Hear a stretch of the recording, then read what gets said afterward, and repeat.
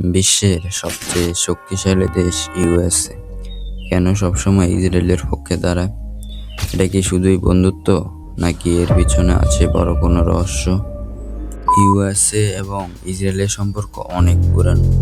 দ্বিতীয় বিশ্বযুদ্ধের পর 1948 সালে প্রতিষ্ঠিত হয় ইসরায়েল রাষ্ট্র। এরপর থেকে আমেরিকা ইসরায়েলের অন্যতম বড় মিত্র হয়ে ওঠে। মধ্যপ্রাচ্য বিশ্বের সবচেয়ে গুরুত্বপূর্ণ অঞ্চলগুলোর একটি। এই অঞ্চলের প্রভাব বজায় রাখতে ইউএসএ এবং ইসরায়েল একটি শক্তিশালী অংশীদার। ইসরায়েলের শক্তিশালী সেনাবাহিনী আমেরিকার কৌশলগত সুবিধা বাড়ায়। প্রযুক্তি ও গোয়েন্দা তথ্যের দিক থেকে ইসরায়েল অনেক এগিয়ে। এই সহযোগিতার মাধ্যমে দুই দেশের নিরাপত্তা ও প্রতিরক্ষা আরও শক্তিশালী হয়ে ওঠে। ইউএসের ভিতরে অনেক প্রভাবশালী গোষ্ঠী ইসরায়েলকে সমর্থন করে। এই অভ্যন্তরীণ রাজনীতি সরকারের সিদ্ধান্তে বড় প্রভাব ফেলে। আমেরিকা ইসরায়েলকে একটি গণতান্ত্রিক দেশ হিসেবে দেখে।